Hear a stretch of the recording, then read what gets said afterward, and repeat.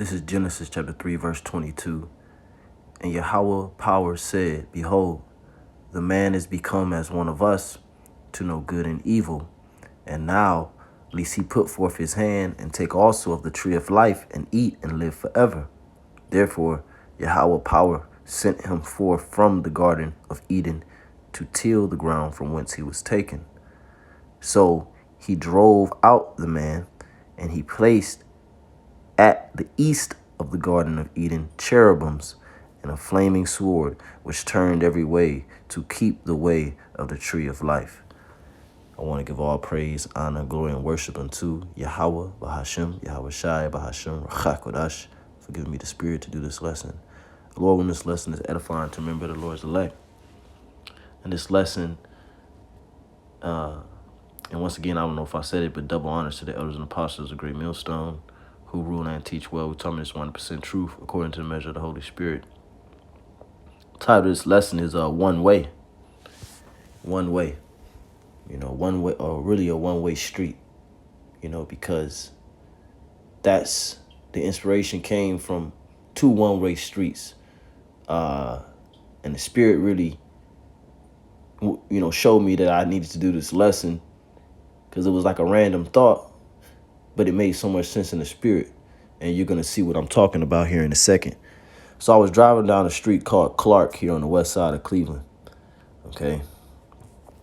I was driving down a street called Clark. And as you drive down Clark, you come to a one-way street, which is west 44th Street. And most of the brothers that live in Cleveland, they know what I'm talking about. West 44th Street. Now, West 44th Street is a one-way street. And it's the first street that you're going to hit when you're coming up Clark. Okay? The first street you're going to hit is a one-way street, and that one-way street goes left. It goes left. Now, we know the Heavenly Father, he deals with the right hand and he deals with the left hand. Okay? And we know that the sons of God, the Israelites, the Adamites, they went left. Now, the second street that you're going to come to is maybe 2 more blocks down. It's a one-way street, but this street goes right. This street goes right. And we just went over last night. We just went over Genesis, the 3rd chapter at class.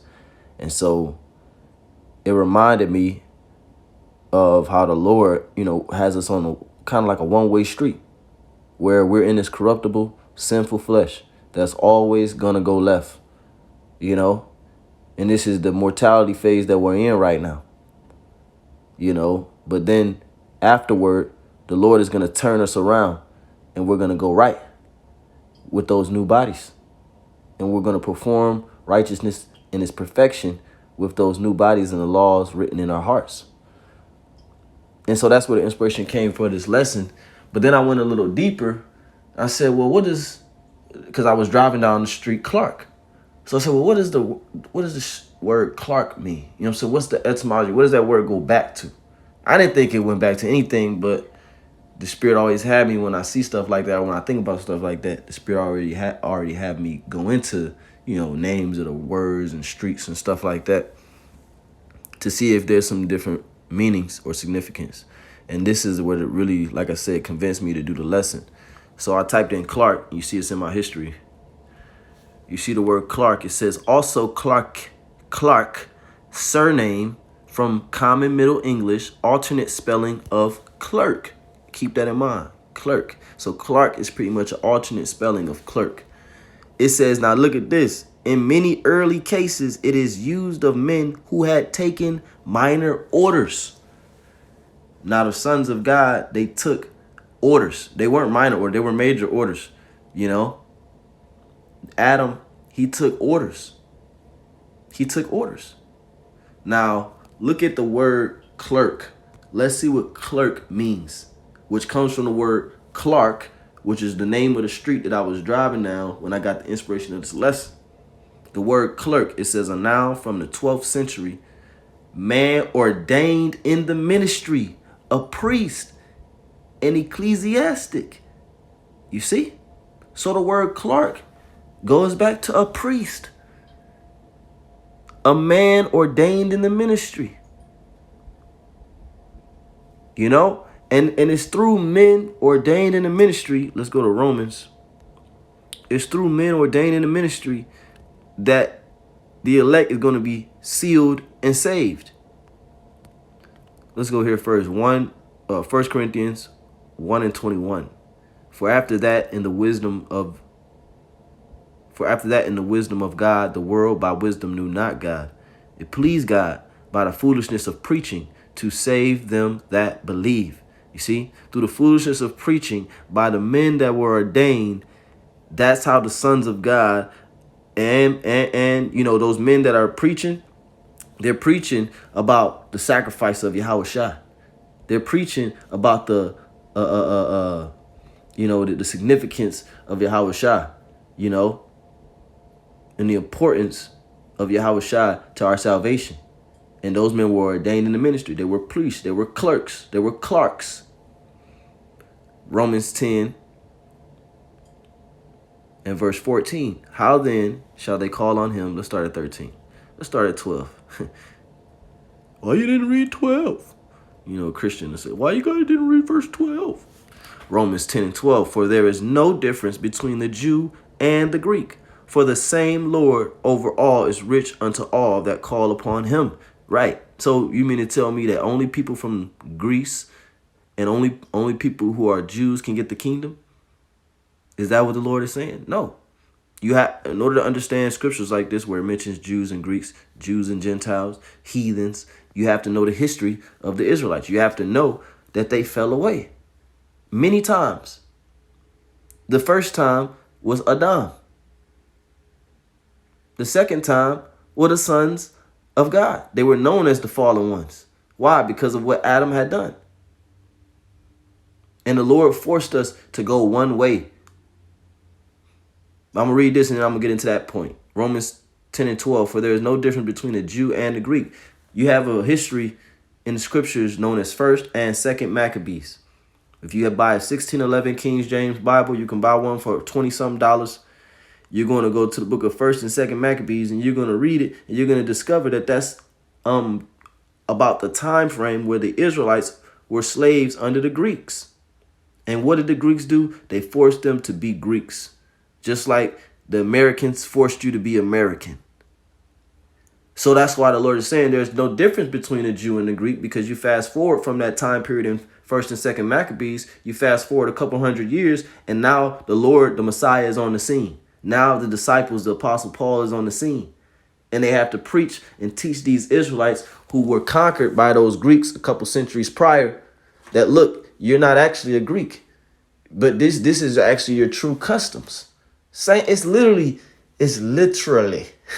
the same exact timeline right now, you know, or very close, very close, because it's been roughly 300 years, back then it was like maybe 200, but it's the same type of concept that the Lord is doing, where our people, they were forced to be American and they've been keeping the ways of the Americans and they were stripped from their heritage, even worse than during the time period of Jew and Greek that we're reading here. We were destroyed worse than this time period. And that was biblical, because it was biblical prophecy pursuant to Jeremiah 17 and 4 that the Lord would put us in a captivity that would force us to even forget that we were even Israelites. That was Bible prophecy. So that's what it means by there's neither Jew nor Greek. The Jew and the Greek are both Israelites. Romans 10 and 12, for there is no difference between the Jew and the Greek, for the same Lord over all is rich unto all that call upon him. For whosoever shall call upon the name of the Lord shall be saved. That's the point. They're both Israelites. So if they have the faith, whether they used to keep the customs of the Greeks, or whether they was raised as a Jew, they're Israelites. So it don't matter. As long as they believe and have faith and call upon the name of the Lord, they have an opportunity to be saved. Romans 10 and 13, for whosoever shall call upon the name of the Lord shall be saved. How then shall they call on him in whom they have not believed? And how shall they believe in him of whom they have not heard? And how shall they hear without a preacher? And how shall they preach except they be sent? What does the word apostle mean?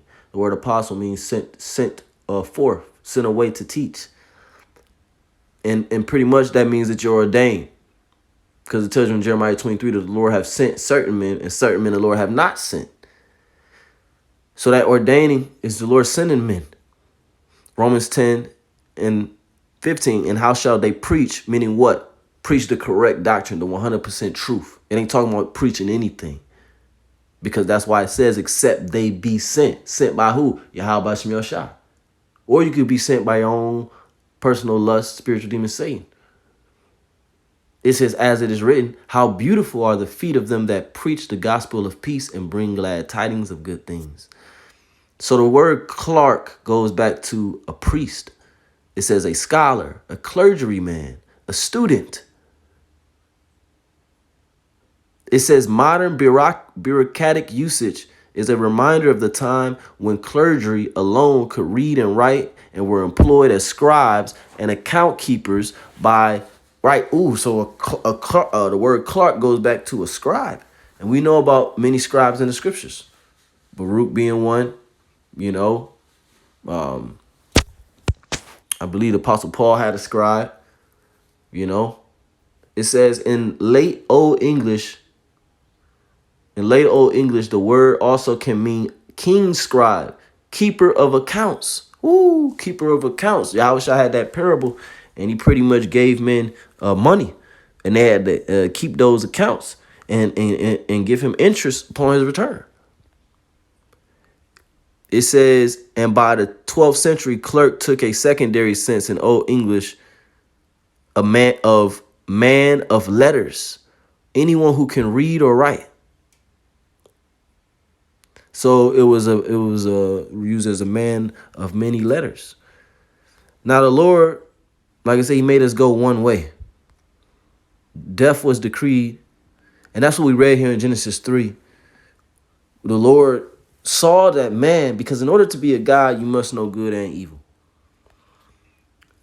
You must know good and evil in order to be a God. This is Isaiah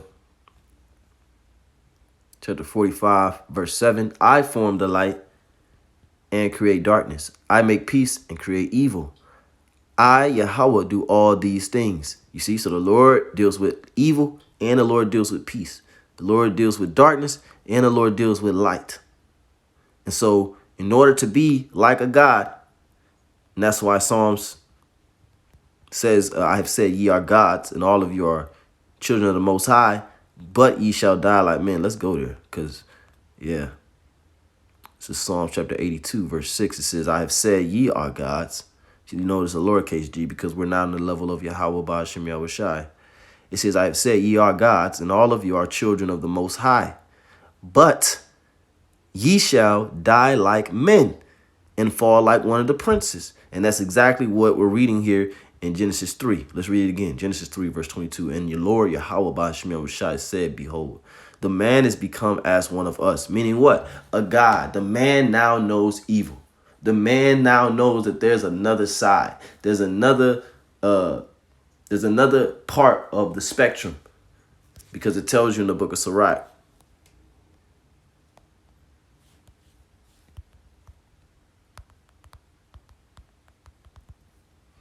Sirach 42, verse 24. All things are double, one against another, and he hath made nothing imperfect. So all things are double. All things are double, one against another. But there was a time when Adam and Eve, we only knew one side. He only knew one side. Genesis 2,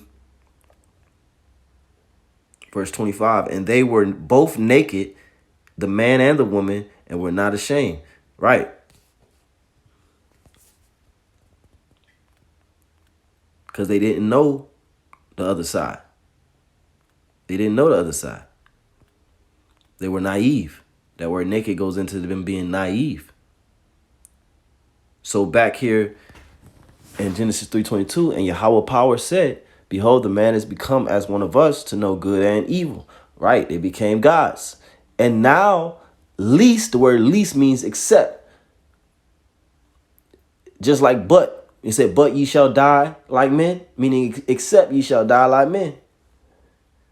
To know good and evil, and now at least he put forth his hand, or before, the word least also goes into before. And so like I think I got that mixed up with but. The word least means before, and but means except. Salaki, I got those two confused. Now it says, least he put forth his hand, meaning before he put forth his hand, and take also of the tree of life and eat and live forever. Meaning what? The Lord made it to where we weren't going to be able to perform the tree of life, which is the totality of the instructions. Okay.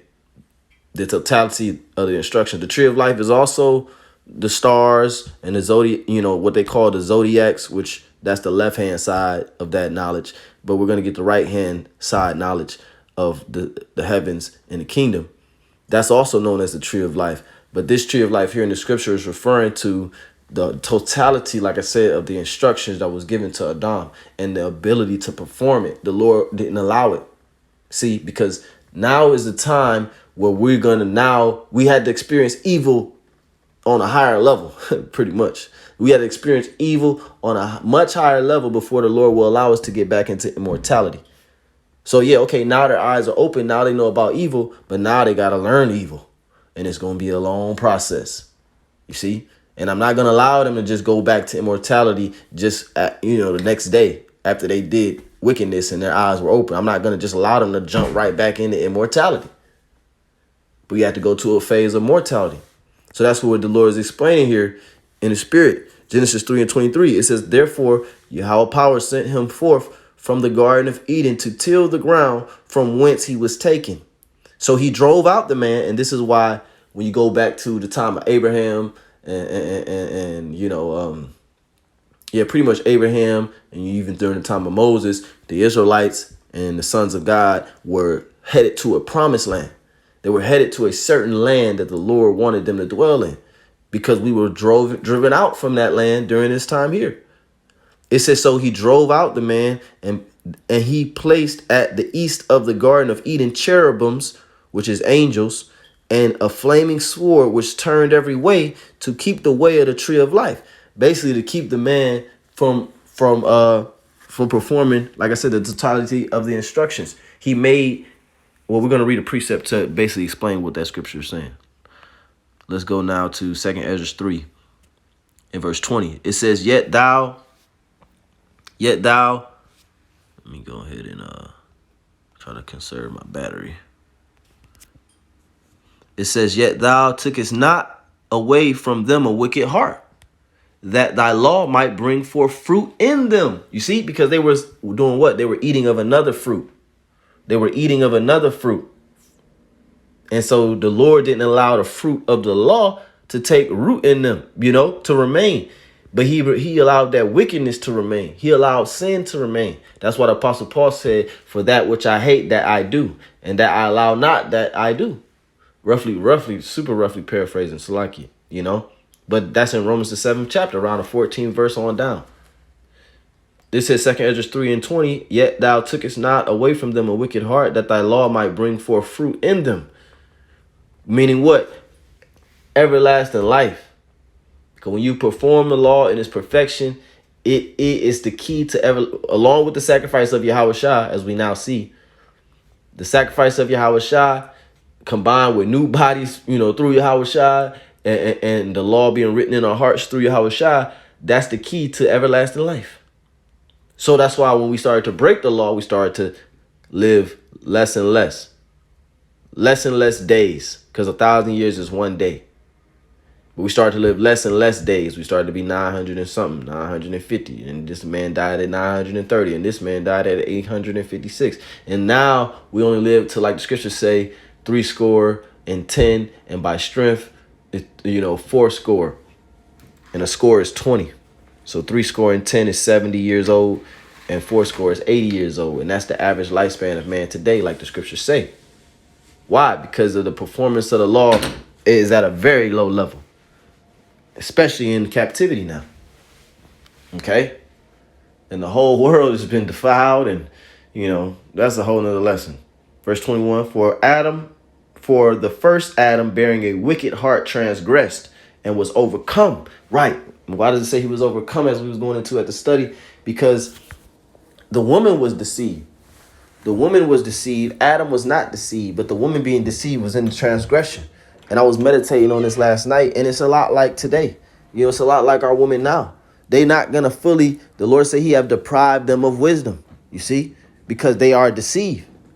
Even the ones that believe they're deceived you know, they're still deceived. A percentage of their mind is still deceived because they're not going to accept the totality of the doctrine. They're not going to accept multiple wives. They're not going to accept, you know, the amount of time that you spend with the brothers. It's always going to come up because their heart has been deceived.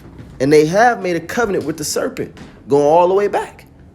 So it says 2 Ezra 3:21, for Adam, bearing a wicked heart, transgressed and was overcome. Why? Because eventually he got swayed by that woman. You know, eventually he let her ways and, you know, the stress and the temptation, it overtook him and he was overcome. But the woman was first deceived, but then Adam eventually transgressed. So we're both responsible. It says, and was overcome, and so be all they that are born of him. So not only did Adam, his sin affected him, but it affected everyone that was born of him. You see? And remember, Adam lived to be at least 900 years old. We know. Why? How do we know this? Because I think they mentioned how long Adam lived, if I'm not mistaken. But if they didn't mention Adam, they did mention his descendants and how long they were living. So we know he was living around that amount of time. And that's another point for the brother, because the brother asked that question yesterday about the voice of the prophets in the garden, and you know, were they separate men? But those men were from Adam's line, because if I'm living 900 years old, you know how many children I got? And some of them children gonna be prophets, and some of them children gonna curse me out and tell me I transgressed, and that's what was going on. So now 2 Ezra 3:21, for Adam, bearing a wicked heart, transgressed and was overcome, and so be all they that are born of him. Thus infirmity was made permanent, you see? And the law also in the heart of the people with the malignity of the root, so that the good departed away and the evil abode still, you see? So the Lord put it to where, look, evil took over. Evil took control, so to speak. Evil was anchored, you know? So now it's like we do good. There are times when the Spirit is on us and we do good. We keep the laws that we can, but evil is still in us. Evil is still in us. We still sin every single day. Because the evil abode still. The Lord made infirmity permanent. Meaning what? Sickness, decay, corruption, permanent. Death was decreed. And we was on a one-way street and we were always going to die. But now the Lord is going to turn that one-way street around and we're going to go right. And we're always going to do good, you see? And that's the pure balance of Yahweh Bahashem Yahweh Shai. 2 Ezra chapter 7, verse 18. Verse 9. If this city now were given unto a man for an inheritance, if he shall never pass the danger set before it, how shall he receive this inheritance? If you start at verse 1, this city that is referring to is talking about the kingdom of heaven. And we had to pass dangers first before we could get to the kingdom of heaven. And if we didn't pass those dangers, which is this mortality phase, which is all of these captivities, the punishments, the lessons, the humiliation. Before honor is humility. The word humility goes back to humiliation. Our nation has been fucking humiliated, man. Before the whole planet Earth, man. You can't say that the so-called Negro, Latino, Native American man and woman and child is a fucking disgrace, man. We've been humiliated. Our women are whores and sluts.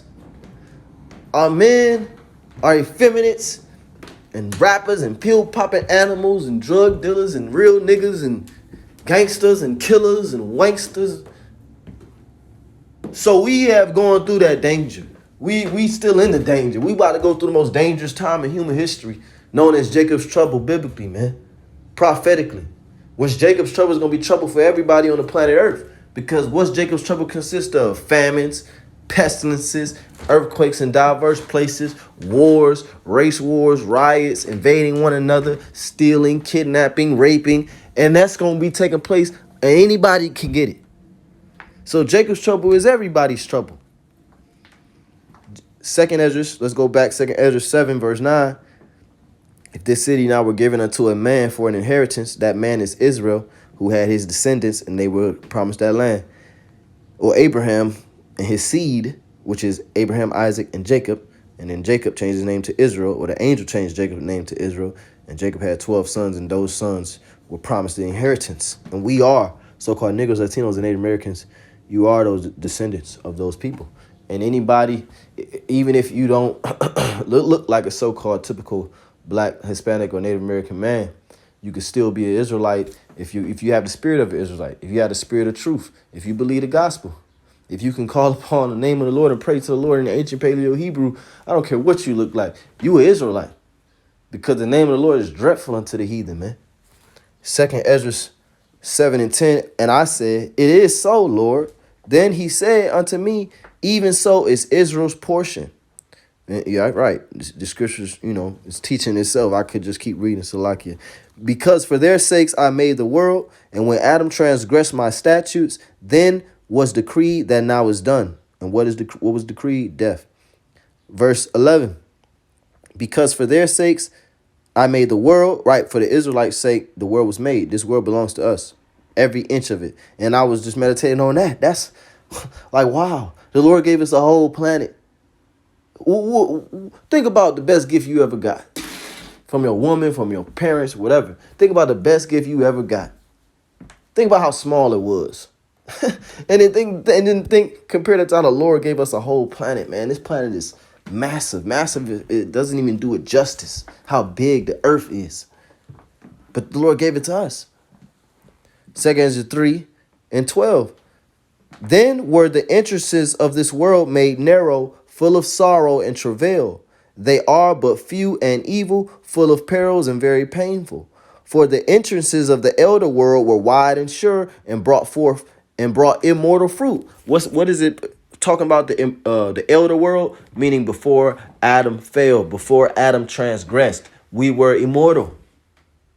It was showing you the wickedness of the serpent, because he could come over here and convince you that if you just change up your routine, if you just switch up your routine and how you do it, and if you eat this instead of that, and if you did it this way instead of that way, and if on this day you didn't do this and you did something else, you see, because we was already performing everything perfectly. But see here, this nigga, this serpent, which is the spirit of Esau, Edom, the so-called white man, here he come trying to convince you that you need to change it up. You need to switch it up. Ain't you bored? Look, if you did this and this and that, you really be a god. You really be a god. You wouldn't have to be under that man. You'd be equal to the man. Because that's what it was. 2nd Ezra 7, because, women try to pull Genesis 3:15 like that was a punishment the Lord created, but that was already what it was. The Lord was reiterating it because you went off with the serpent. And the Lord reiterating, so you know what? And the Lord said, you know what? I'm going to add in some pain. I'm going to add in childbirth pains. And your husband's going to rule over you once again, like I told you before. Because that was what it was supposed to be. 2nd Ezra 7. So the entrances of the elder world were wide and sure, because we performed everything perfectly, and it brought forth immortal fruit. We were living forever. It tells you that in Wisdom of Solomon 2, at like maybe the last verse, second to last verse, Wisdom of Solomon 2, it says that the Lord created man to be immortal. But through envy of the devil, death entered into the world. Let's go there real quick. I gotta read that, and we'll go back, Lord willing. Wisdom of Solomon 2:23. For God created man to be immortal, and made him to be an image of his own eternity. Nevertheless, through envy of the devil, through envy of who? The deceiver. The word devil means deceiver. Through envy of the deceiver, the devil, death came into the world. And they that do hold of his side do find it. And see, the Lord made us hold sin, so to speak, because we can't perform the law perfectly. That's why Yahushua had to come and die for the sins of the nation of Israel. 2nd Ezra 7. Because now, like I said, the Lord is turning us around, and we're going to be on a one-way street of righteousness. It says, 2nd Ezra 7:14, if then they that labor not to enter these straight and vain things, they can never receive those things laid up for them. Now therefore, why disquietest thou thyself, seeing thou art but a corruptible man? And why art thou moved, whereas thou art but mortal? Why hast thou not considered in thy mind this thing that is come, rather than that which is present? Right. Are people focused on now and not understanding that we have a great kingdom of everlasting life on the way? And that's what you need to focus on. Not so much of we ain't shit because we ain't shit, but the Lord is thus, so to speak. The Lord is the bomb. Not that we ain't nothing, but the Lord is so much of something. And that's how we're going to obtain these things. The Lord is the greatest. 2nd Ezra 16. Now, I'm going to just go to the point. I'm going to just get a precept to knock out this point and I'll close. Because the point was made. Ezekiel 36.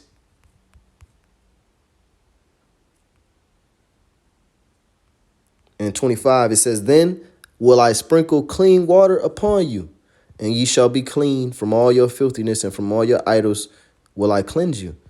A new heart also will I give you, and a new spirit will I put within you.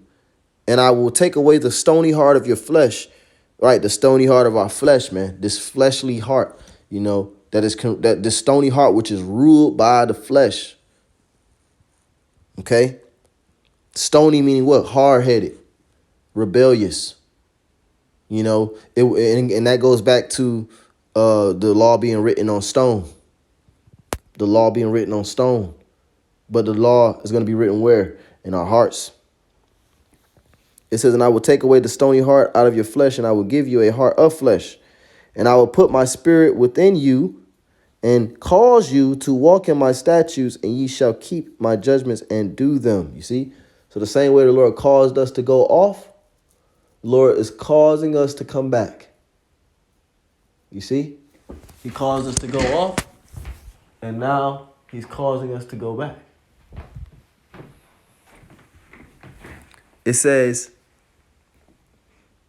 and ye shall dwell in the land of your fathers, and ye shall dwell in the land that I gave to your fathers, and ye shall be my people, and I will be your God.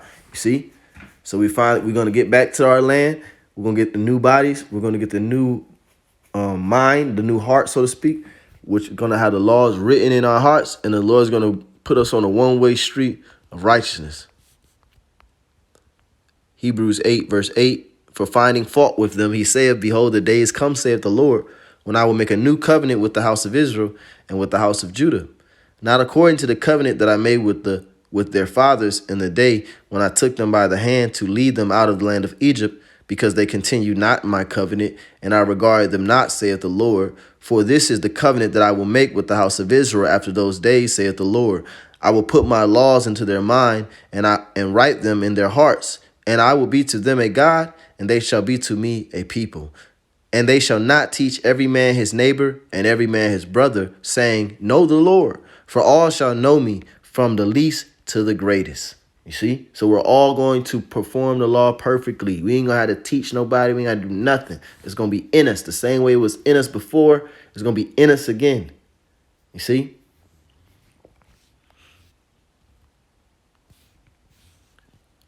This is Jude, verse 6. And the angels which kept not their first estate, but left their own habitation, he hath reserved in everlasting chains under darkness unto the judgment of the great day. What is that everlasting chains under darkness? That's that one-way street of wickedness. That's that the Lord causing us to go left. That's the good departed away, but the evil abode still. That's what the Apostle Paul means. That what I allow not, that I do, and that I hate, that I do. Because we kept not our first estate, which was, the way of a life given to us by Yahweh Shemel Shai, and we left our own habitation, to go off, to go left, and because of that, the Lord reserved us in everlasting chains. What's the chains? This flesh, this corruptible and sinful flesh, this wretched man. It says, under darkness, under sin, unto the judgment of the great day. And we're going to close in Romans 7 because that perfectly explains everything. I'm going to just read a few verses. Romans 7. Verse 17, now then it is no more I that do it, but sin that dwelleth in me. You see? So sin dwells in us from the time of Adam, because the Lord, like it says here, Genesis 3, verse 24, so he drove out the man, and he placed at the east of the Garden of Eden cherubims and a flaming sword which turned every way to keep the way of the tree of life. Now, if you read it in the NLT, it says, after sending them out, the Lord power stationed mighty cherubim to the east of the Garden of Eden, and he placed a flaming sword that flashed back and forth to guard the way to the tree of life. You see? So the angels is keeping the minds of Israel, except for the mind of Yahweh Shai, because his mind was on another level of being the son of the Heavenly Father. He performed the law perfectly in the flesh. But everybody else, those angels, keep your mind to where you ain't going to be able to perform the law perfectly to live forever. Because I remember when I first found out about the truth, not even about the truth, I was just reading and studying the Bibles and the scriptures and all different religions and stuff. And I realized that the reason why these men, because I was fascinated by the amount of years that men was living. I was like, what the heck? 900? Wow, 800. You know, so I'm like, what? So what do I got to do to live that long? And then I realized about the law, you know, so I started to read about the law and different laws. I said, man, I got to keep this law. Then I found out I was an Israelite, and I was like, oh, man. So, you know, when I first came in, at least, I was super on the law, trying to deliver myself from the law. And I realized I can't keep this, you know. Especially once I found Great Millstone, you know, you quickly learn the right way. But before I knew Great Millstone, man, it was all about the law. You know, it was all about the law. But the law is not going to bring you back to the way of life, to the tree of life, until the Lord ordains that time. You know, that's when we're going to get back into immortality. Like I said before early in the lesson, the Lord didn't allow us to just go off and then in the next day we immortal again. No. Now we got to really learn evil. Now that grain of evil seed has to really grow, so you can see what it would really lead to, so you can see how bad it could really get by participating in and following another way. So Lord, this is edifying, giving all praise, honor, and glory to Yahweh, Bahashem, Yahweh Shai, Bahashem, Rechach, Hodash, Tawadi, Yahweh Hashem, Yahweh, forgive me, Spirit, through this lesson. Lord, when it's edifying to remember the Lord's elect. Kwam Yasharah, Shalom, Abad, Babah.